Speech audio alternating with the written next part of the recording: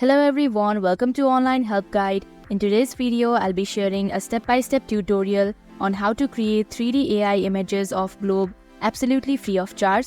So without any further delay, let's jump right into it. First of all, open up a web browser.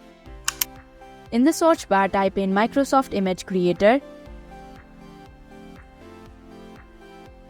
Here, click on the first link that you see. Now in the text box, type in the prompt that you have created, then tap on the create button. Similarly, if you'd like to create more of these, then you'll simply have to change the prompt. Then tap on the create button once again.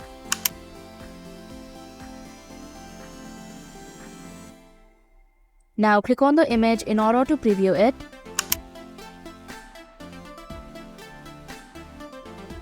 Also, if you'd like to download these images, then tap on the 3 horizontal dots in the right hand side of your screen. Then tap on the download option. So that is how you can create 3D AI images for free. Thank you for watching Online Help Guide. Hope this video was helpful. If it was, hit the like button and comment down if you have any questions or feedback. Also, if you are new to our channel, subscribe and hit the bell icon so that you don't miss our upcoming videos.